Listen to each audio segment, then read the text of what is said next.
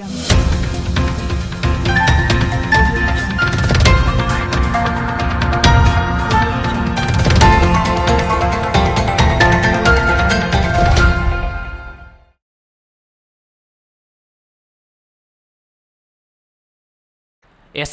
ಫಲಿತಾಂಶ ಪ್ರಕಟ.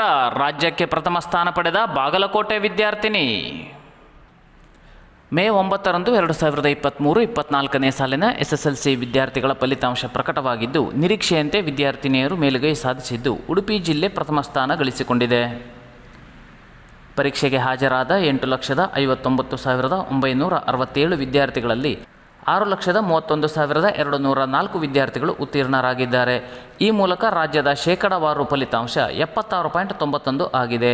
ರಾಜ್ಯದ ಟಾಪರ್ ಆಗಿ 100% ಅಂಕ ಗಳಿಸಿದ ಬಾಗಲಕೋಟೆಯ ಅಂಕಿತಾ ಬಸಪ್ಪ ಮೂಡಿಬಂದರೆ, ಬೆಂಗಳೂರಿನ ಮೇಧಾ ಪಿ ಶೆಟ್ಟಿ 2ನೇ ಸ್ಥಾನ ಗಳಿಸಿದ್ದಾರೆ.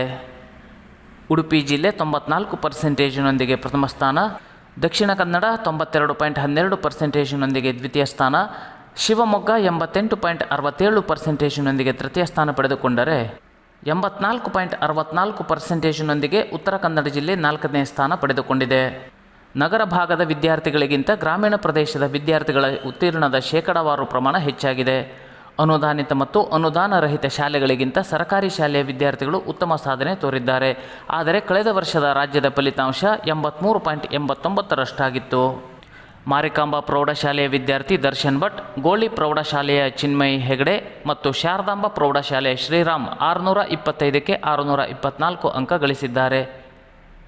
ಶಿರಸಿ ಶೈಕ್ಷಣಿಕ ಜಿಲ್ಲೆಯ ಸಾಧನೆ 84.64% ಇದ್ದು, ಹಾಗೂ ಉತ್ತರ ಕನ್ನಡ ಜಿಲ್ಲೆಯ ಸಾಧನೆ 86.54% ಆಗಿದೆ. ಶಿರಸಿಯ ವಿದ್ಯಾರ್ಥಿಗಳ ಸಾಧನೆಗೆ ಶಾಸಕ ಭೀಮಣ್ಣ ನಾಯ್ಕ ಅಭಿನಂದನೆ ತಿಳಿಸಿದ್ದಾರೆ. ಆತ್ಮೀಯ ಗ್ರಾಹಕ ಬಂಧುಗಳಿಗೆ, ನಾಡಿನ ಸಮಸ್ತ ಜನತೆಗೆಲ್ಲ ಇಂದು ಅಕ್ಷಯ ತೃತೀಯ ಹಾರ್ದಿಕ ಶುಭಾಶಯಗಳು. ತಮ್ಮ ಪರಿಶ್ರಮದ ಬೆವರ ಹನಿಗಳು ಬಂಗಾರದ ರೂಪ ತಾಳಿ ನಿಮ್ಮ ಇಷ್ಟದ ಆಭರಣ ಲಕ್ಷ್ಮಿಯಾಗಿ ಮನೆ ಸೇರುವ ಭಾಗ್ಯ ನಿಮ್ಮದಾಗಲಿ. ತಮ್ಮ ಅಭಿರುಚಿಯ ಗುಣಮಟ್ಟದ ಆಭರಣಗಳನ್ನು ಖಾತರಿ ಮತ್ತು ವಿಶ್ವಾಸದೊಂದಿಗೆ ಕೈಗಿಡುವ ಸದಾವಕಾಶ ನಿಮ್ಮದೇ. ಪ್ರದೀಪ್ ಸರ್ ಬಜಾರ್ ಸದಾ ತೆರೆದಿದೆ.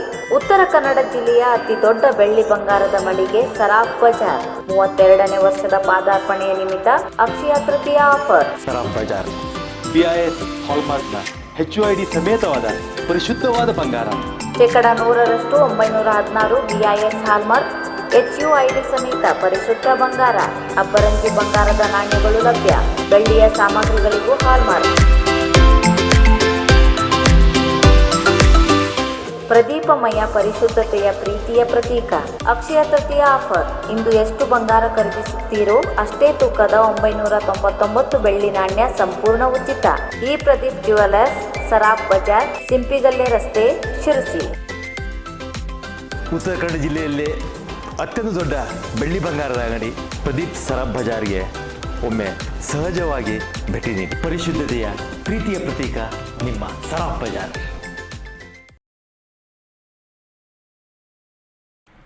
2024ರ ಶಿರಸಿಯ ಶ್ರೀ ಮಾರಿಕಾಂಬಾ ದೇವಿ ಜಾತ್ರೆ ಅನುದಾನದ ಬಗ್ಗೆ ಪ್ರಶ್ನೆ ಎತ್ತಿದ ಹಿತೇಂದ್ರ ನಾಯ್ಕ್, ಉತ್ತರಿಸುವಂತೆ ಶಾಸಕರಿಗೆ ಆಗ್ರಹ. 2024ರ ಶಿರಸಿಯ ಶ್ರೀ ಮಾರಿಕಾಂಬಾ ದೇವಿಯ ಜಾತ್ರೆಗೆ ಯಾವುದೇ ಅನುದಾನ ನಗರಸಭೆಗೆ ಸರ್ಕಾರದಿಂದ ಬಂದಿರುವುದಿಲ್ಲ.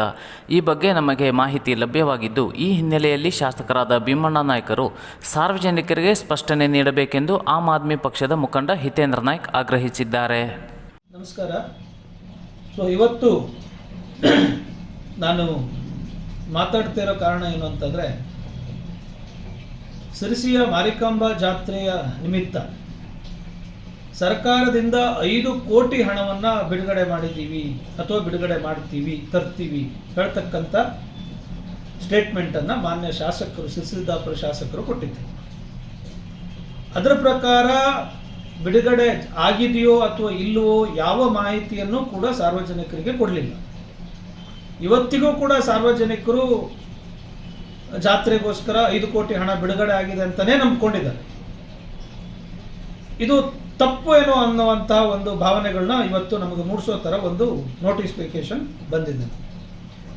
ಇದು ನಗರಸಭಾ ಕಾರ್ಯಾಲಯ ಶಿರಸಿ ಇವರು ಕೊಟ್ಟಿರೋ ಮಾಹಿತಿಯ ಪ್ರಕಾರ ಇವರು RTIಯಲ್ಲಿ ಅಪ್ಲೈ ಮಾಡಿರ್ತಕ್ಕಂಥದ್ದು 2024 ಮಾರ್ಚ್ 19ರಿಂದ 27ರವರೆಗೆ ಸಿರ್ಸಿ ಶ್ರೀ ಮಾರಿಕಾಂಬಾ ಜಾತ್ರೆಗೆ ಬಿಡುಗಡೆ ಆದ ಅನುದಾನದ ಬಗ್ಗೆ ದಾಖಲೆ ಮಾಹಿತಿ ಪ್ರತಿ ಪುಟಕ್ಕೂ ದೃಢೀಕರಿಸಬೇಕು. ಒಟ್ಟು ಬಿಡುಗಡೆ ಆದ ಅನುದಾನ ಯಾವ ಯಾವ ಉದ್ದೇಶಕ್ಕಾಗಿ ಎಷ್ಟೆಷ್ಟು ಅನುದಾನ ಖರ್ಚಾಗಿದ್ರ ಬಗ್ಗೆ ದಾಖಲೆ ಮಾಹಿತಿ ಬೇಕು. ಖರ್ಚಾದ ಹಣಕ್ಕೆ ತಾವುಗಳು ಪಡೆದ ರಸೀದಿ ಪ್ರತಿಗಳನ್ನು ದೃಢೀಕರಿಸಬೇಕು ಹೇಳ್ತಕ್ಕಂಥದ್ದನ್ನು RTIಯಲ್ಲಿ ಅಪ್ಲೈ ಮಾಡಿರ್ತಕ್ಕಂಥವ್ರು ಅವರಿಗೆ ಉತ್ತರ ಬಂದಿರೋದು ಹೀಗೆ ಬಂದಿದೆ. 2024ರ ಜಾತ್ರಾ ಅನುದಾನ ಸರ್ಕಾರದಿಂದ ಸಿರಿಸಿ ನಗರಸಭೆಗೆ ಬಿಡುಗಡೆಯಾಗಿದ್ದು ಇರುವುದಿಲ್ಲ. ಅಂದರೆ ಯಾವ ಹಣವೂ ಕೂಡ ಸರ್ಕಾರದಿಂದ ಬಿಡುಗಡೆ ಆಗಿಲ್ಲ ಹೇಳ್ತಕ್ಕಂಥದ್ದು RTIಯಿಂದ ಬಂದಿರತಕ್ಕಂಥ ಉತ್ತರ. RTI ಅಂಡರಲ್ಲಿ ಕೇಳಿರ್ತಕ್ಕಂಥ ಕ್ವಶನ್ಗೆ ನಗರಸಭೆಯವರು ಕೊಟ್ಟಿರ್ತಕ್ಕಂಥ ಉತ್ತರ. ಸೊ ಈ ಮಾಹಿತಿ ಎಷ್ಟರ ಮಟ್ಟಿಗೆ ಸರಿ, ಇವರು ಕೊಟ್ಟಿರ್ತಕ್ಕಂಥ ಮಾಹಿತಿ ತಪ್ಪೋ ಅಥವಾ ನೀವು 5 ಕೋಟಿಯನ್ನು ಸರ್ಕಾರದಿಂದ ಬಿಡುಗಡೆ ಮಾಡಿಸಿಲ್ವೋ, ಇದು ಸಾರ್ವಜನಿಕರಿಗೆ ಸ್ಪಷ್ಟವಾಗಿ ಗೊತ್ತಾಗಬೇಕು. ಎಷ್ಟೋ ಜನ ಸಾರ್ವಜನಿಕರು 5 ಕೋಟಿ ಬಿಡುಗಡೆ ಮಾಡಿಸಿದ್ದಾರೆ ಅಂತ ಅಂದ್ಕೊಂಡಿದ್ದಾರೆ. ಸೊ ಇದರಲ್ಲಿ ಈ ಮಾಹಿತಿ ಪ್ರಕಾರ 5 ಕೋಟಿ ಬಂದಿಲ್ಲ ಅಂತಿದೆ. ಸೊ ಇನ್ ಕೇಸ್ ನೀವು ಬಿಡುಗಡೆ ಮಾಡಿಸಿದ್ದಿದ್ರೆ ಈ ಪ್ರಶ್ನೆಗಳಿಗೆ ನೀವು ಪ್ರೆಸ್ ಮೀಟ್ ಮಾಡಿ ಉತ್ತರ ಕೊಡಬೇಕಾಗತ್ತೆ. ಬಿಕಾಸ್ ಅದು ಸಾರ್ವಜನಿಕರ ಹಣ.